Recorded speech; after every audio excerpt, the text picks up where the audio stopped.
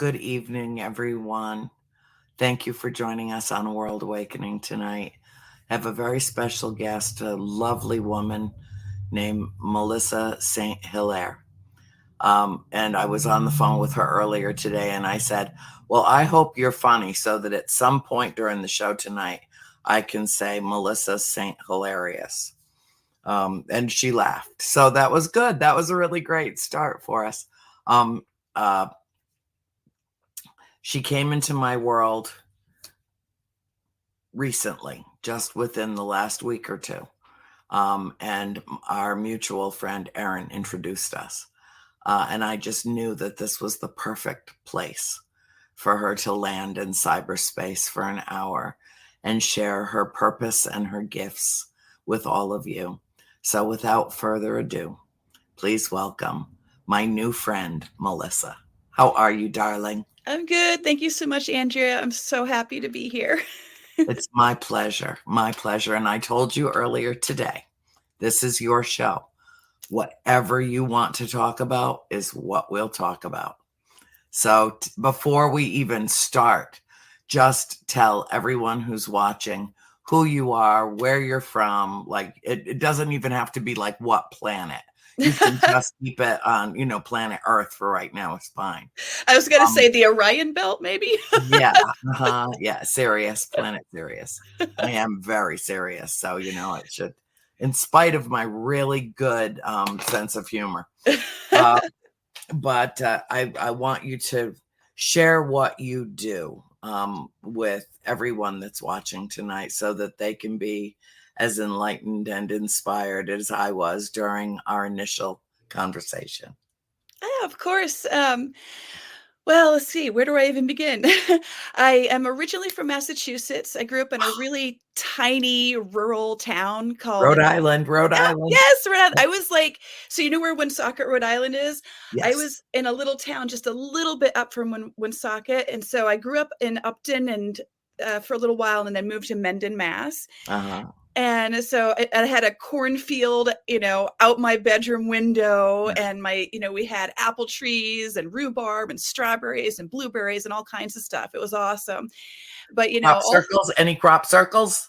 No crop circles, but definitely a lot of shadow people. I had this weird thing when I was little. I developed insomnia really early at an early age when kids should just be sleeping. Yeah. And I would always see this figure right outside my window. And it was the window that was where the cornfield was. And I could hear him like pacing around the house at night. It was the strangest thing. And he had a top hat and he was all in shadow. And I had a variety of like different ideas of what he was. Like, was he evil? Was he good? He kind of just felt neutral at the end of the day, like neither good nor bad, but just there, just watching. It was very strange. And so I lived in Massachusetts for a while, went to Boston College. And then I met my future husband in New York City on a film set of all places. And we decided to just move to LA to see what we could do. So now I'm in Los Angeles. And sadly, he's in Chicago right now, but he's on the Shy. And so, but I'm here taking care of the cats.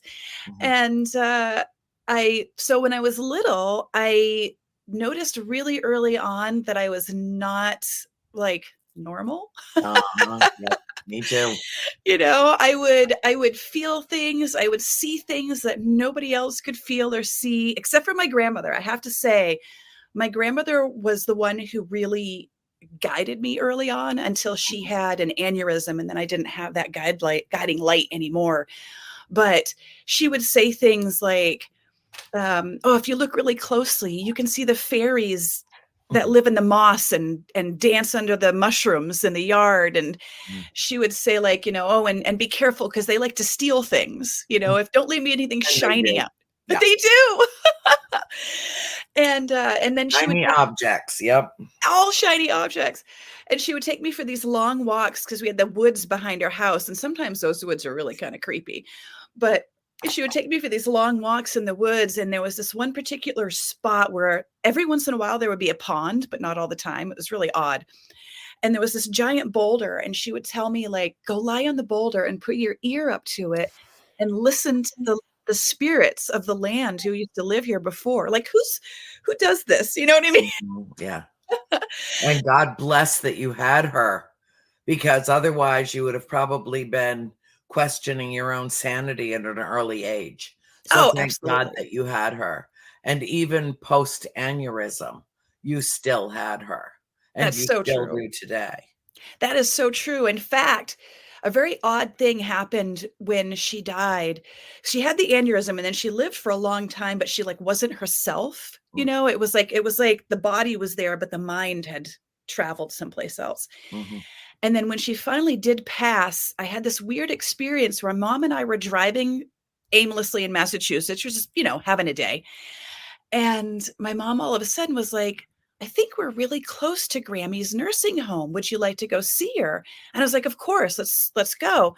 And we get to this crossroads and she's like, I think it's to the left. And I just heard as clear as day in my head, turn right, Melissa. And so I told my mom. My mom was like, "Well, I don't know. All right, let's go. Let's see what happens." We turned right, and boom, there it was, right around the bend. And we got there, and her brother was there, and her brother was like, "Oh, they called you. I'm so glad you're here." And my mom's like, "Nobody called us. We just showed up." And he was like, "No, no, somebody called you." And we looked at each other like, this was before cell phones. Like nobody called Yeah. us. Yeah. And so we're like, what's going on? This is very strange. So we finally get a nurse to talk to, and she explains to us, your grandmother has begun transitioning. So we had called all the family in to be here. But we never got a phone call. It was just spirit guided us Yeah. there. Yeah. And, I as soon as I saw her, I'm trying not to get emotional, but as soon as I saw her, I knew instantly what my job was. Yeah. I had to tell her it was okay to go. And as soon as I did, she left. And that was my mom said she couldn't do it. Because I turned to my mom and I was like, I think I have to, tell her to go. And my mom was like, you have to do it. I can't do it. It has to be you. Mm-hmm. And that was sort of an early indication of my purpose. Yes. I didn't figure it out for real for a long time, but that was a huge clue, you know?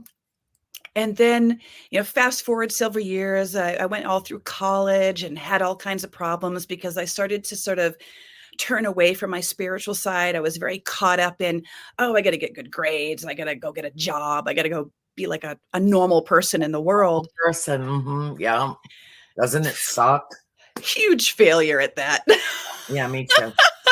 Oh no, I was in Melissa, I was in fake it till you make it mode for decades of my Yes. life.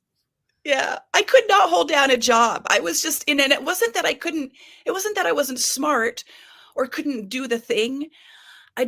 My heart was never in any of the stuff that I Yeah. did. Yeah. I did data entry for a while. Oh, that was so boring.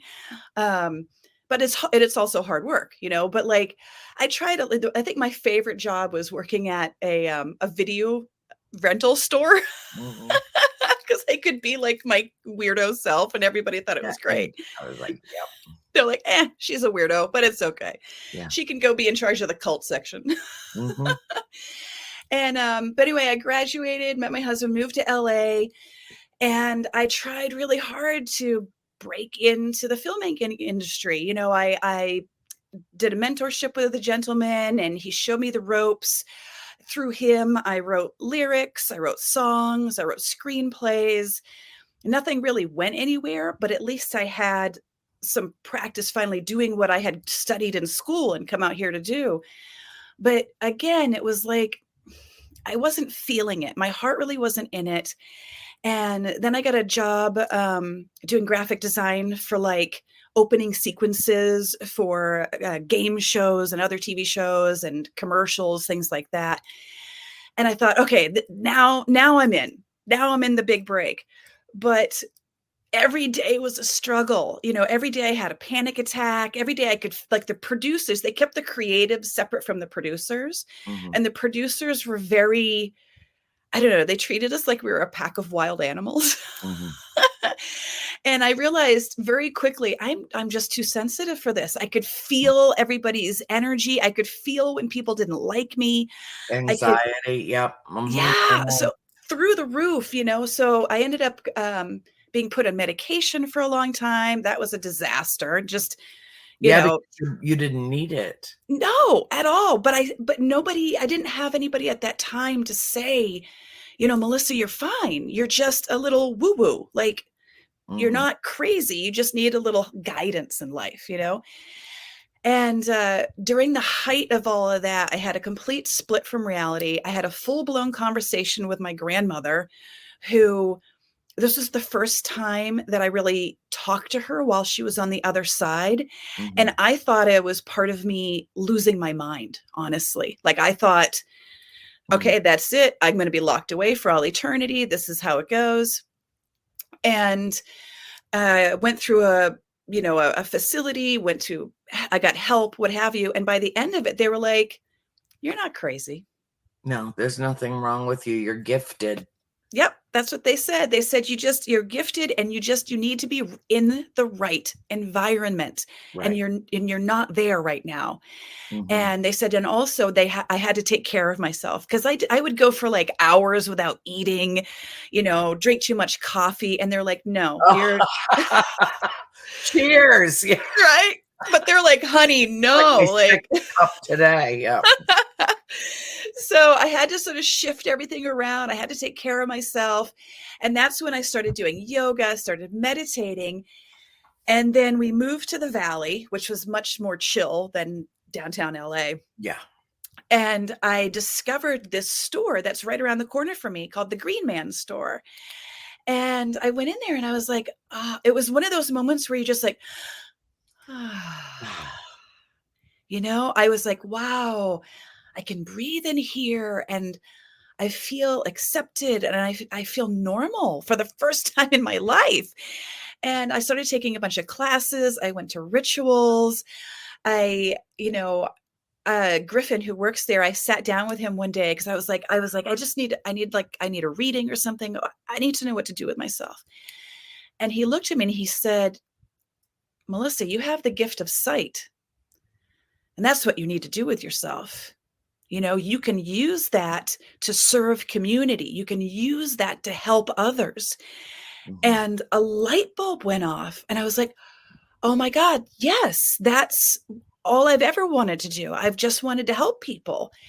And well, everything that you went through is, part of that path to get to that epiphany, that moment of self-awareness and personal enlightenment, so that you come. Most people who are bona fide mediums don't even discover it until they're in their 40s.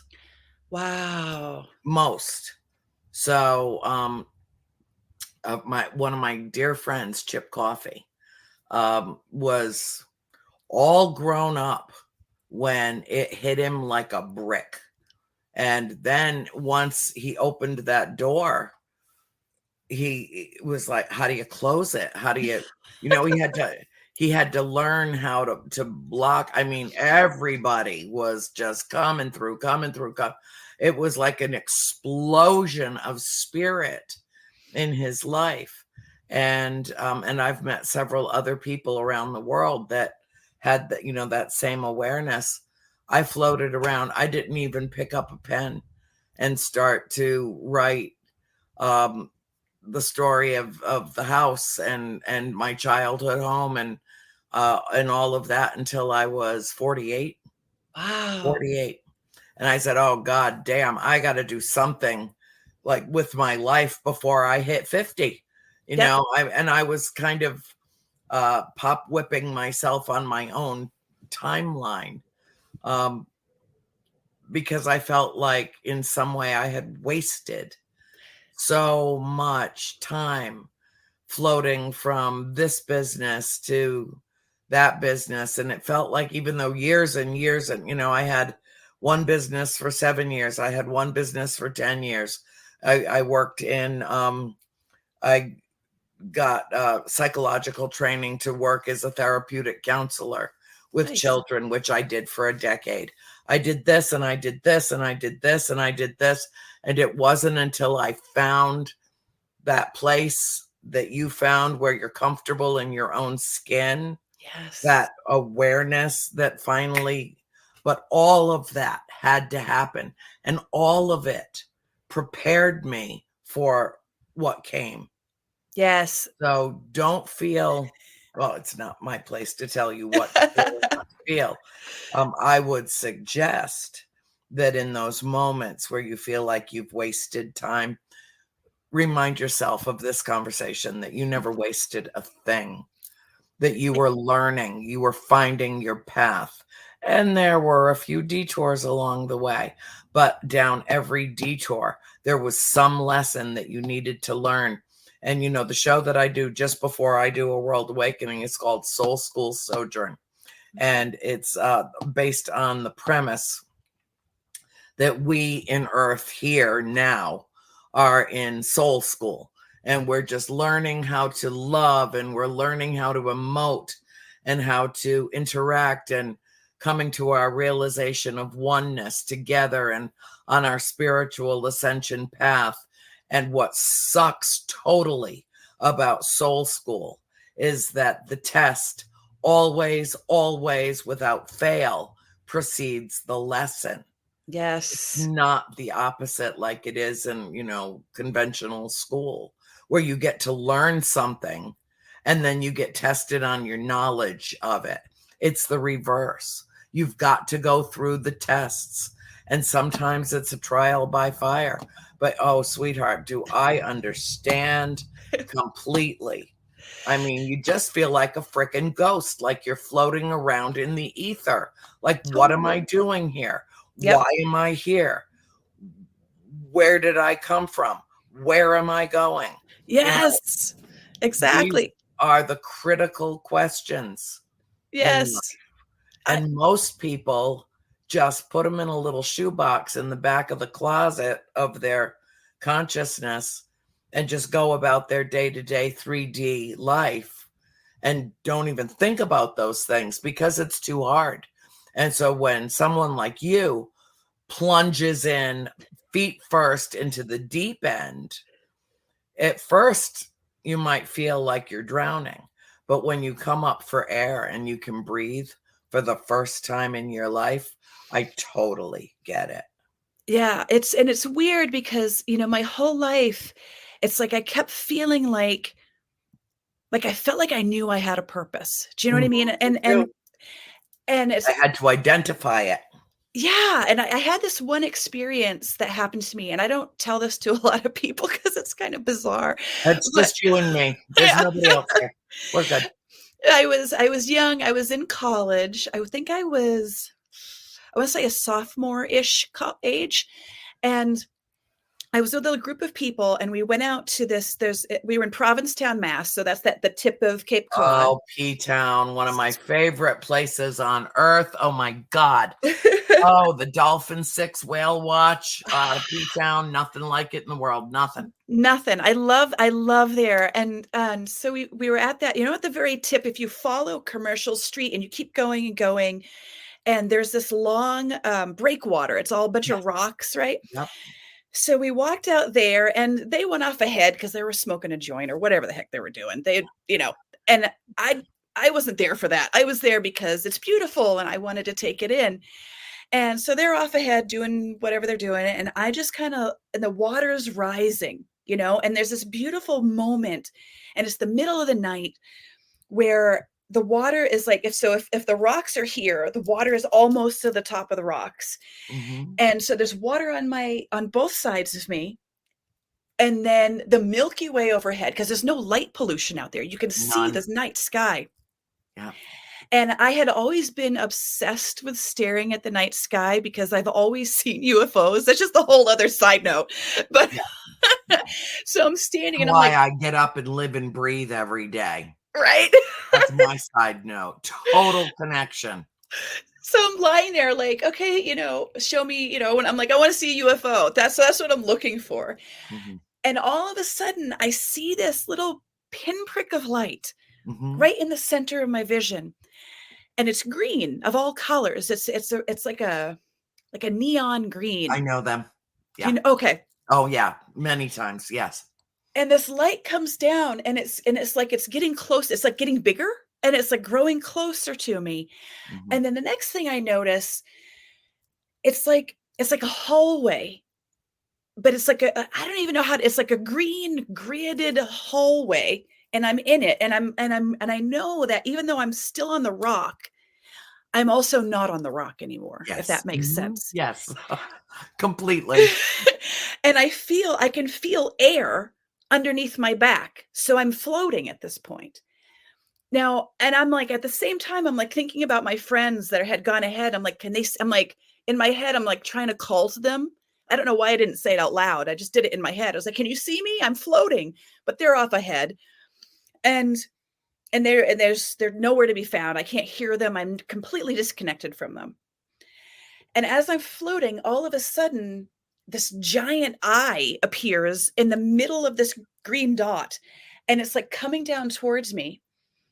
And I get this sensation of, if I go into the eye, I can go home. And I'm like, and I have to say, I was really depressed at this time in my life because I felt so incredibly lost. You know, Boston College was a great school. I did really well there, but it's also very conservative. And I was a little purple-haired freak. Like, you know, I didn't like really fit in with, you know, the yuppies. I mean, I had some great people, don't get me wrong, but I felt very odd, you know? So I'm lying there, and all of a sudden I'm transported to this other place. I'm standing in this sort of round room, and it almost looks like a pool, but it's also kind of holographic-y. It's weird. Mm-hmm. And I'm in the middle of this weird pool, and there's like a table ahead of me and 4 figures, and they're silhouetted. I can't see their faces. I just get the sense of, I know that there's 4, and I can see that. And I feel like there's 2 male and 2 female, but who knows? Yeah.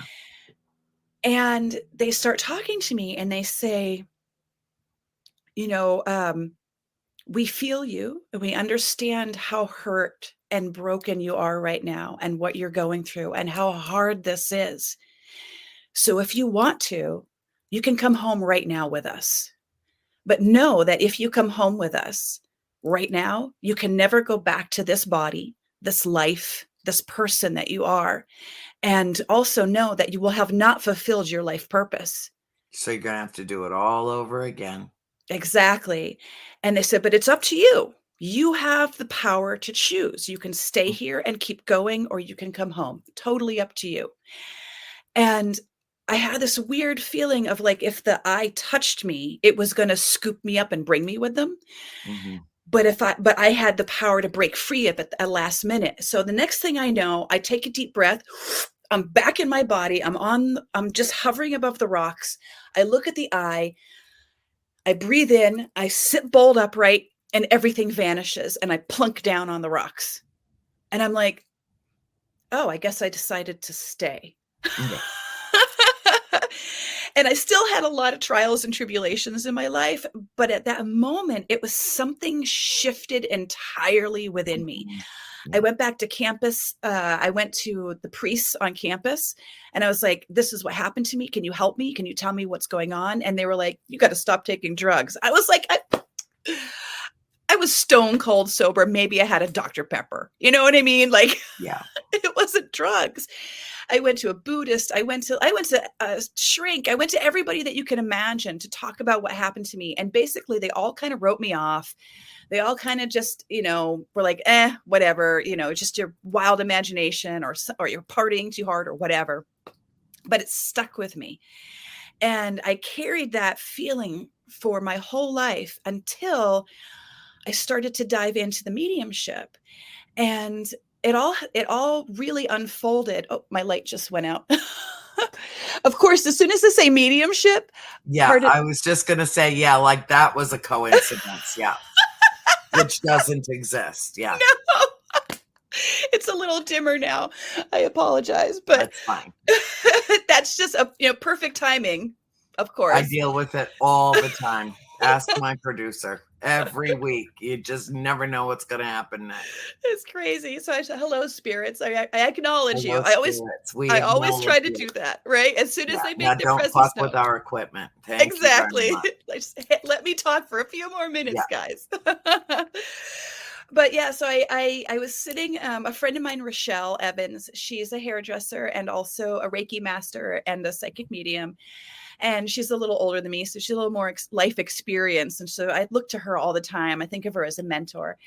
And so she was doing my hair, and I'm very picky about who gets to like touch me and do my hair. So of course, only a psychic can do my hair. Right. And we were talking, and all of a sudden I saw this man standing behind her, and I described the man to her, and she knew exactly who it was. And she goes, "You're a medium." And I'm like, "Shut up." And she goes, "No." She's like, "You should train. You should pursue this because this could be your path. This could be how you help people." And I was like, I don't know. I mean, my first thought was, everyone is going to think I'm batshit crazy. Crazy. Yeah. And then I realized, so what? So what? That's three of my favorite words. I don't care. Yeah. I don't care. You can think I am not responsible for how you perceive anything in this life. And that message, it just vibrates out of me. Like, people know it. I would not be able to speak my truth the way that I did if I was in any way emotionally invested in the response that I receive. If you don't like this show, change the channel. Exactly. Honest to God, you got go watch the Weather Channel if you can relate to that better. Right. Get off of YouTube. Get off. Get out of KGRA. Go someplace else. If this doesn't resonate with you, and you know what? The thing is, the audience that we have, they totally get us. This is a community of eavesdropping weirdos. I love that. And if my friend John Tenney told me, I had it on my show, and we talked about the etymology of the word weirdo. And it goes back to the Middle Ages, 1500s, I believe. But it was spelled WYRD. And what it really meant was people who manifested their own destiny. Those that lived outside the walls of the castle, that grew their own produce and raised their own animals and were not in any way reliant on the hierarchy. Then they were the weird. They were known as the weird. So if somebody calls you a weirdo, they couldn't possibly pay you a higher compliment. I love that. I love that so much. I'm going to carry that with me everywhere. Good. That's awesome. And so I began this journey. I started to train. I did some practice séances with my good friends Patty Negri and Sheena Metal. Oh, I just love Patty. Oh my God, I love that woman. Isn't she great? She's got such beautiful, bright, shining energy, right? Yeah. And I love her to pieces. And she really showed me what you can do, what's possible, you know? And so I took that and I developed it, and I kept learning, and I started doing readings and spellcrafting and all kinds of stuff out of the Green Man. I did it personally, privately first for a long time. Mm-hmm. And then eventually someone was like, "You should start charging for this." And it was really hard for me to charge for it because I understand. Right. Because I felt like, I don't know. I can't even describe why. It just felt like it was antithetical to my point of being. I'm not driven by money, Yeah. And then someone said to me, and this was the way that it changed my mind, and it made me realize I could actually make a living doing this. They said, "You're not charging for your gifts. Right. You're charging for your time." And I was like, "Oh, yes. Okay. That makes sense to me. I can work with that." And then the pandemic hit and everything was shaken up, and then something really weird happened where all of a sudden I felt like I could shine. Like there was I know it was a horrible time for a lot of people. We were all struggling and starving and, unsure. But there was something in there where it was like in the midst of that chaos, I found myself. And I ended up doing this clubhouse thing with a guy named Darren Bousman, where we talked about mediumship and all kinds of stuff. And I was very shy before this. I would rarely leave my house. I didn't really talk, I just kind of a hermit, Mm-hmm. and when I had the opportunity, it's something about it seemed safe. And I probably, because it's just audio and nobody could see me, so I could kind of hide. Yeah. It just have my voice. But I met some amazing people on that, like Susan Slaughter, and Another then friend of mine. I adore her. I do too. Another bright shining light, right? She's just so special. And she was doing this thing called the Dark Zone, and she's like, "Oh, we're gonna do this a paranormal investigation at Yeah, the I'm on the Dark Zone too. Oh, okay." She was like, "We're gonna do a paranormal investigation at the LAPD museum," and I was like, and this is my ever since I was a little kid, all I have wanted to do is ghost hunts. I would watch those two guys. I'm blanking on their names right now because I'm a little nervous, but the two guys out of Rhode Island, the original ghost hunters, the original ghost hunters, also friends of mine. There's not too many people I don't know in the paranormal field.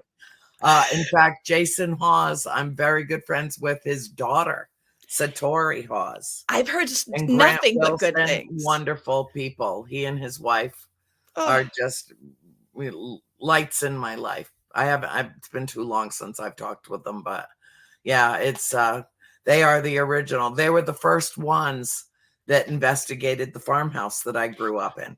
I didn't know that they were the first ones. Season 2, episode 7 of Ghost Hunters. Oh my God, I have to watch it again. Yeah, and you can see the house. It was 1, 2, 3 owners ago. Wow. It's been a long time since I watched their show, but I loved it so much. And I was like, I want to do that, And so when Susan gave me that opportunity, I was so excited. And at first I thought I would just be like a random person in the background. You know what I mean? Like I would just be carrying one of the equipments. I didn't. Yeah. And then I show up and all of a sudden all the cameras are on me and all the lights are on me. And she's like, "This is your show. Go ahead." And I was like, yeah. I had this moment of terror, and then some voice just came into my head and said, "Breathe. It's not about you. It's not about ego. It's about spirit, and you are a messenger.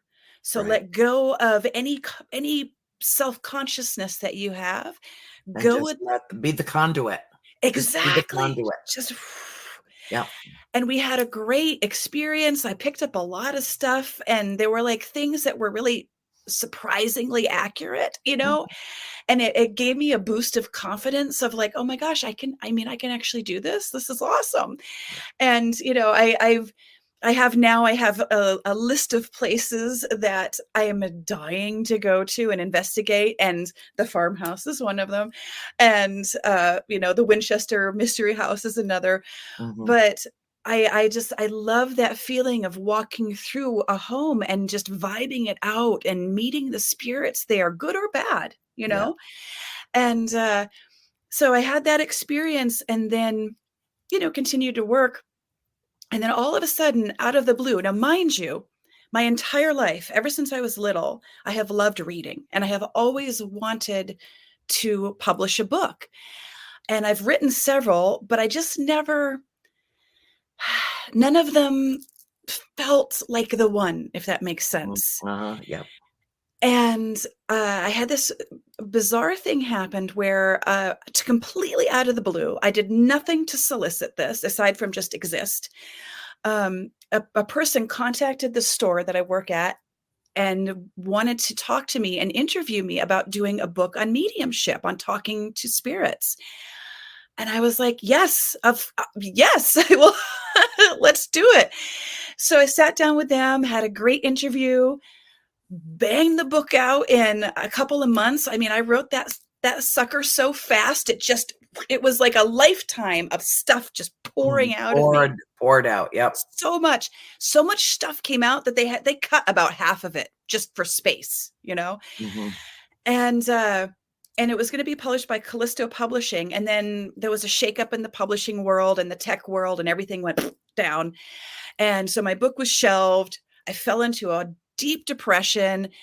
And I heard a friend of mine who passed away many years ago, and I loved her. Her name was Amy Wallace. And she wrote a book called The Sorcerer's Apprentice about Carlos Castaneda and her time with him. So she was also very woo-woo. And she talks to me a lot. Mm-hmm. And she showed up and she said, everything happens for a reason, Melissa. Everything. The time was not right for the book to come out. We've got to wait a little while. Mm-hmm. She said, it's going to come out next year in the spring. And she said, it's going to come out in association with Simon & Schuster. And I was like, what? Because that was her publisher. Mm-hmm. And I was like, it's sometimes you get the messages and you're like, yeah, mm-hmm. Really? So I wrote it down. It's in I have a record of having it written down and the timestamp on it. And I put it away and I'm like, I'm not going to think about this. I'll just, thank you, Amy. And I'll, just keep living. And I ended up doing a web series for Ken and George and, just other things to keep myself busy. And all because I was approaching 50. And my thing was like I have to do something before I hit 50. Something has to happen. I know, something has got to give. Yeah. Right? Like it's getting, so I was like, okay, well, if it's not going to be the book, maybe it'll be the web series, or maybe it'll be, a podcast or a ghost hunting thing or something. I'm just going to do everything. I won't say no to anything. And I've done a whole bunch of stuff. And then in the midst of me saying yes to a bazillion things, mm-hmm. I get the email, and it's crazy. So Source Books, who is an imprint of Penguin Random House, mm-hmm. they're marketing the book. They bought it, but Simon & Schuster is distributing it.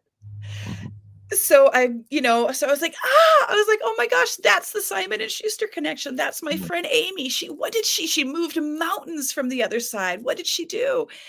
And so now the book is coming out, and it's called 30 Real Signs from the Afterlife. And it's all about, I basically because I teach classes, I train people in mediumship, and I do mentorships and things. And so I kind of took all of my information, everything I've learned so far, and I'm sure I still have much, much more to learn, because that's the nature of life. But I took everything I know and I boiled it down to its in the simplest way, mm-hmm. Because there's a lot of books out there that are on the subject. It's almost too many books on the subject. Mm-hmm. So I wanted to have a slightly different approach and make it easy to read, easy to digest. It's a quick read. And I really poured my heart and soul into it. And so the first half is, how to set sacred space so you're protected, you're safe, mm-hmm. How to listen, how to receive, how to connect, how to ask questions, things like that. And then the last part of the book is, another part of the book is all signs. So I took every sign that I've ever experienced and threw in ones that other people I know have experienced. Did tons of research. You can see I have so many books now. I can't even fit them. My God, this house looked like a library exploded in it. I was looking behind you, admiring your bookcase. Looks like my bookcase. Got all kinds of stones and rocks and crystals and stuff, stuff in front of all my favorite books. And it always looks like I just pulled 45 of them out to just hold them, revisit them, and then threw them back in. Yeah. Okay. My life is chaos. I'm just saying. Exactly. That's what I say. I'm like, I am chaos, but I find power in chaos. I find power in chaos. Yes. But yeah, so now sadly I don't have like a hardcover or a copy of the book yet. I'm still waiting on Simon and Schuster to send that to me. Mm-hmm. But so there's all the different signs, you know, and I talk about like what it means, like what it could potentially mean if you see, you know, you think of a loved one and you see a hummingbird or what have you. And I also make sure to say, but it could also mean something entirely different. That's the beauty of signs and learning your spirit language, Mm-hmm. because, you know, you can start, I give a launch pad. So this is what it could mean. But then there's at the back of it, I have tracking pages so that you can write your own, because you might have an experience with a spirit and have a sign, and it might mean something entirely different than what I've written, because each individual has their own unique spirit connection and language. And my job is just to help facilitate that and help you open up to it. Mm-hmm. So. Marvelous. Don't you feel remarkably fulfilled now? It's unbelievable. I feel like I have finally, you know, my whole life people have said to me, step into your power. Mm-hmm. And I never knew what that meant.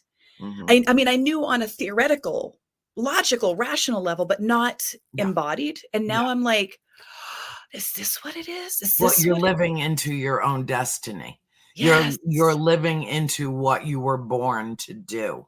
Yes. And wouldn't it be delightful if all of us just were born knowing, you know, and we didn't have to go through all these steps and all this gobbledygook that we call life, that's just riddled with so many different experiences that just processing it takes decades, you know, but we have to grow into our awareness of self and you know, come to reconcile with who we are, why we're here, where we come from, and where we're going. Yes, exactly. And I feel like, you know, for me, I feel like my purpose now is to activate others, if that makes sense. I feel like we are I love that your show is a world awakening, because that's how I feel. I feel like we are in this midst of a spiritual awakening. And then of course we have the age of Aquarius is here. It's going to, and that's part of it. And I feel like people are being sort of pinged, like it's time to wake up, and now it's time to wake you up, and things like that. And so I've been taking on, for the first time in my life, I'm taking on mentees, and every single one of them, as soon as I start talking to them, I'll say to them, like, what do you want out of this? What is your goal? What do you hope that I can do for you? And if they say, my hope is to serve others, and I have these abilities and I don't know how to control them, and I want to use them to help others, I'm like, you're in the right spot, because I have been through the ringer and I can help you get there, you know? Well, and and that's the only right answer. That's the only right answer. Because otherwise you're just, all right.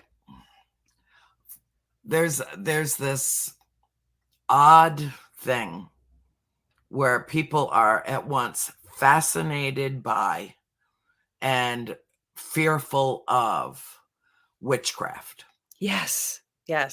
Witchcraft is harnessing and manipulating the energy, that not only the energy that we are, but the energy around us, and using it like to paint a palette or to, you know, sculpt a piece of clay.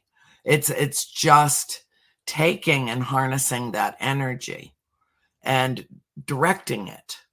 That's all that it is. Yes. And there are countless millions and millions and millions of people who would technically be, should they care to wear the label, a witch. But actually, that is an earth goddess. That is, you know, or a god or a goddess. It's channeling that divine energy. It's actually the simplest, most beautiful thing that we can do. And the way to connect with it is to go to nature. to go out into Yes. nature and to see divine mind in action. Just Yes. with a cascading wind through the leaves of a wild oak, Mhm. or just to feel the grass beneath your feet and know that there is life actually below the surface, and stop for a moment and you can actually feel the worms. You can actually feel what's going on underground. Or, like you said, place your head on a rock. When I take you to the farm, and we will go, and we got to get, Susan's been there. She already knows. She totally gets this. But you can actually lay on the stones that create the 6-acre backyard.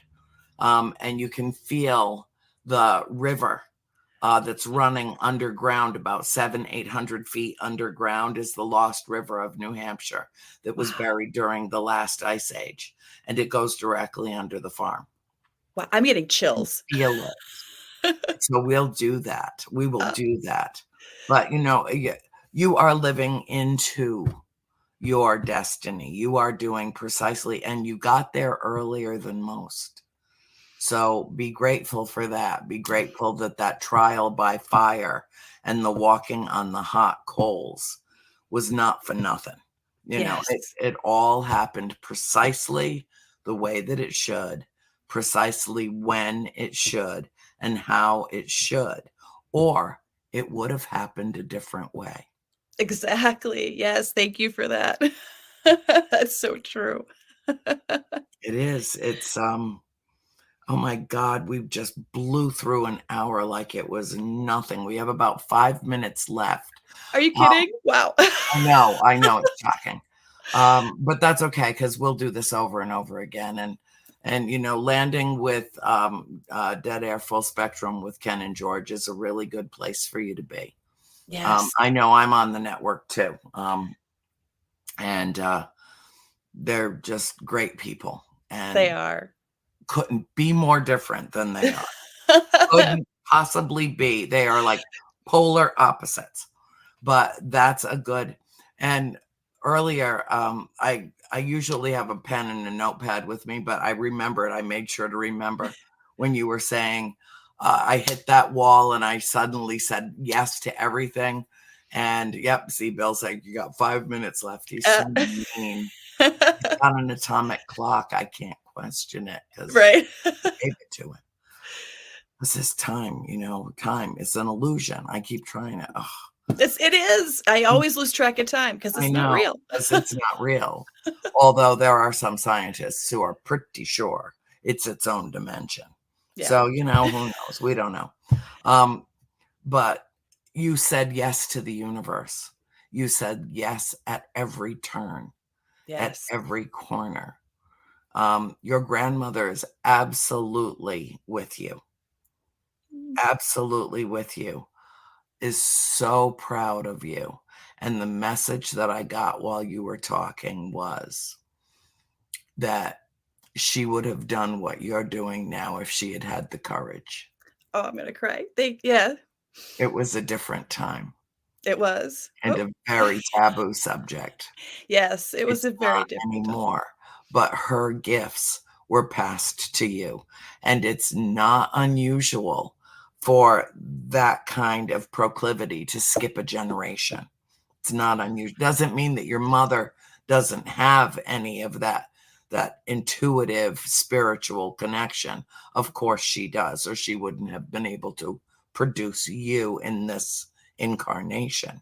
Right. Also, before we go, I need to explain something to you.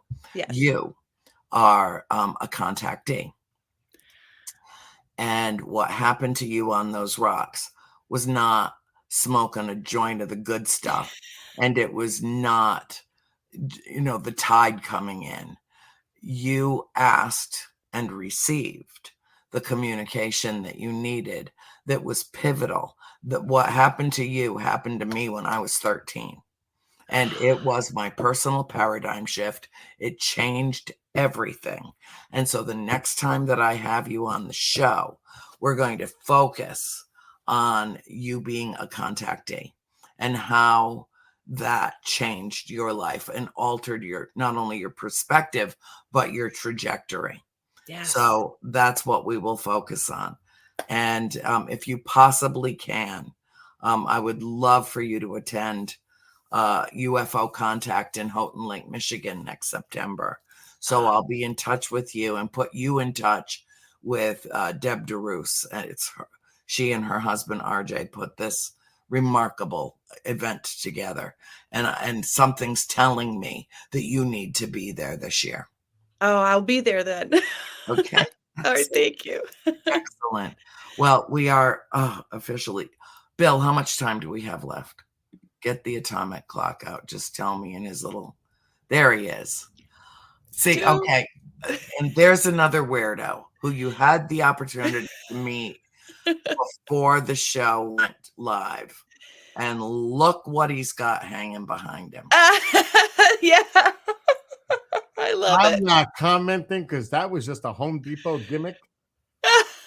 But I have seen the little ones, and I've seen a dark one that wasn't too friendly. I'm just saying. Yeah. Maybe not too friendly to you. You know, it's probably because of that New York attitude you got going all the time. Listen. All the time. Something crawling on top of me from the feet down to my chest, and it's on me on my bed. It's not exactly a good experience for me. And it was, you know, I didn't think it was that kind of show that we would be talking about. What a way to end the show. We're getting trouble now, everybody. Anyway, have a great weekend, everybody. I'll be out so you can wrap up. Okay. Have a great night to both of you and everyone that's watching. Have a great weekend. You too, honey. He's so great. Oh He's my awesome. God. Oh my God. So, how I end the show every week is to remind everyone who's eavesdropping on our lovely personal conversation. Didn't I tell you? Yes. Nice cushy place in cyberspace. It's perfect. You know, we live in a very troubled world and we have to work together to heal the world of its woes. So I encourage everyone that's watching A World Awakening tonight to spend a few minutes projecting how you want the world to be, because thoughts are things, and put it out and take a few moments to imagine what kind of world we could be living in, and we will make it so. And I ask you to be the change that you seek and to be the light that you seek. And with that, Melissa, I'll call you this weekend. Yes. Love you. We're over and out. And happy evening to all with great love in our hearts. Good night, everyone.